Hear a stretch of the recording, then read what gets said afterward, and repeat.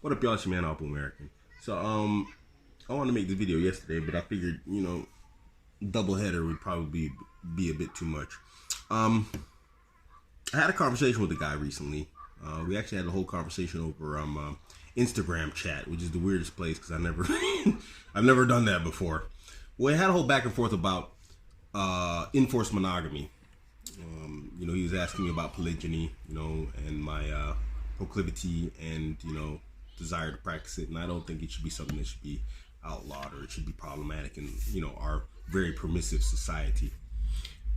Anyway, his whole shtick was like that polygyny will remove a large number of women from the dating/marriage pool, and less desirable men will have access to women. And I think he takes this whole concept from Jordan Peterson, because Jordan Peterson was talking about this, but this is just a guess on my part. Nevertheless, the entire argument was destroyed before it even started, because he said less desirable men. Women don't want less desirable men. So already off the bat, a woman would rather be single, or she would rather be a member of a large harem to a high-value man than be the sole partner to a low-value man. But let's go with the idea here. And I'm going to break it down and tear it apart because, well, it's just what I like to do. So let's say we get enforced monogamy. How are you going to enforce it? Are you going to force women to marry men that they find undesirable, low-value men? Something that women clearly don't want? How is this going to work? It's not going to work. I'm not even going to go into the whole tear it down thing. It just logically doesn't make sense. Look, the point of the fact, or the fact of the matter is, only two people are going to oppose polygyny. That's going to be women who have exceptionally high anxiety when it comes to competition anxiety, and so they don't want to compete, and women who are exceptionally jealous. And, did I say two or three? Whatever, it doesn't matter. And the third group are jealous men. And those are going to be those low-value men who are having a difficult time getting women no matter what. He's going to be jealous of guys that have more than one woman. Listen, this guy is apparently jealous, and I'm not attacking you, man. I know you watch my channel regularly, and I'm not attacking you, but you're coming at this topic from a position of jealousy.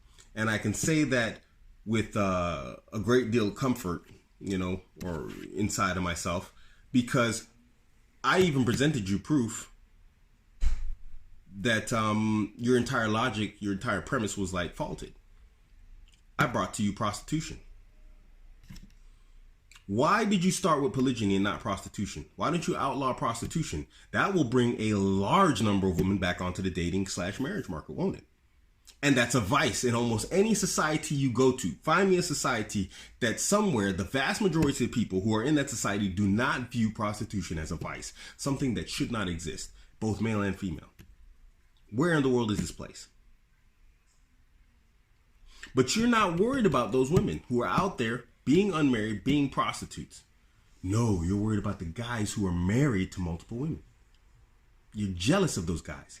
If you were really concerned about guys getting access to women and having access to women, you would say, hey, you know what? We've got all these women out here, freaking dudes for money, and guys are willing to pay money to take care of these women. Why don't we outlaw prostitution and put these women back on the dating and marriage market? You didn't start there. You started with polygyny. It's jealousy.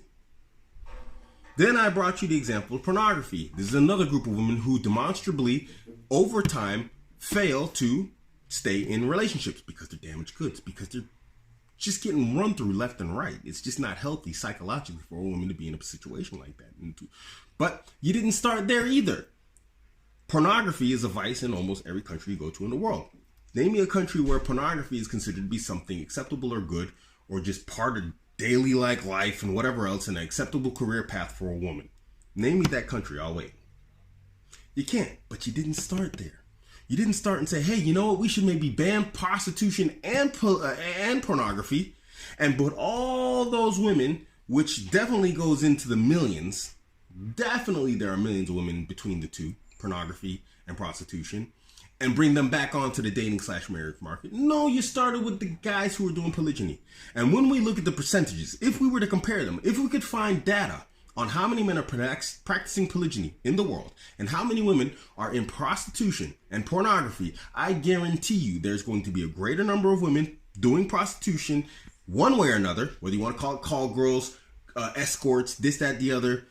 I guarantee you there's going to be a whole lot more single women in the field of prostitution and pornography than there are men in the world practicing polygyny.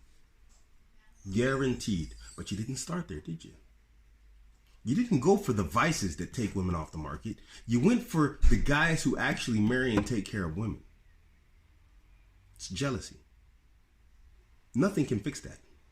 Laws can't fix your jealousy. Laws can't fix your low status with women.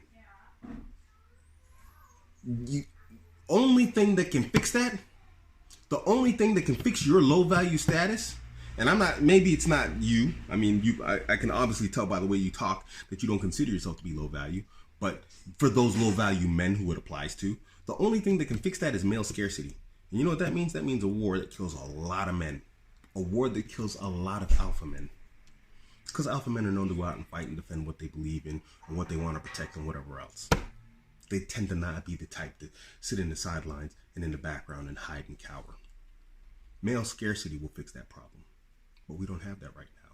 So your duty and your job is to make sure that you are the highest value male that you could possibly be. For yourself, first and foremost. The rest comes. You know what they say, build it and they will come. You got to build it, she'll come, and you just got to put yourself in a position to where you build it, she comes, and she doesn't tear it all down and take it from you. So the entire premise of like enforced monogamy is just ridiculous. All that'll happen is that the 80-20 rule will come back into play even greater than before. And we've seen this from the past. We see this contemporarily. It's just happening all over again. Enforced monogamy will just force women to cheat and be more coy and more sly about it. It will bring into play what you already hate about women, which is that they lie, they cheat, they monkey branch, they cuckold you by having kids by other men. They'll just do that all over because now she's forced to be with a guy she doesn't want to have kids with and a guy she doesn't want to spend time with. What do you think she's going to do? She's going to cheat. And she's going to find a way to do it extra slick if there's consequences in this enforced monogamy society. And if you think that guys are going to altruistically like turn down the hottest, flyest hoo-ha that comes past them every single time, you're dealing with low testosterone. And then again, this is not something that enforced monogamy can help you with, you know? Because the only reason why you can make a statement like that, oh, well, guys, he said this, well, guys will altruistically, be in the society monogamously and they won't cheat. The only reason why you can say this comfortably is because you're not a man who's had women literally like just trying to heap hoo-ha upon him. And let me tell you something. As a guy who's been in that position a few times in life, it's very, very, very difficult to resist when you got them bad just coming at you like really hard. Bill Burr talks about this, Like they have any idea what it's like to be tempted at that level, right? Like they have groupies as they waddle out to their Mercury Tracer parked on the other side of a dumpster. Really? You're beating them off? How can I judge these guys? I can barely handle the temptations of Facebook. I'm gonna judge Tiger Woods? I golf. I don't walk off the 18th hole and there's a busload of Scandinavian women waiting to fuck my brains out. Sorry, ladies, gotta go home to the wife, right? So, I don't know. Anyway, the entire premise of your argument, my friend, is just faulted.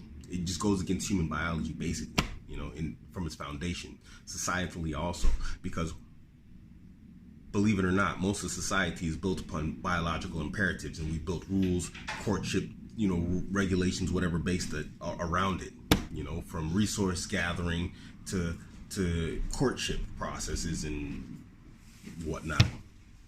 Anyway, this is your man, Abuamerican. You can catch me on Instagram, Twitter, Steam it, all at Abuamerican.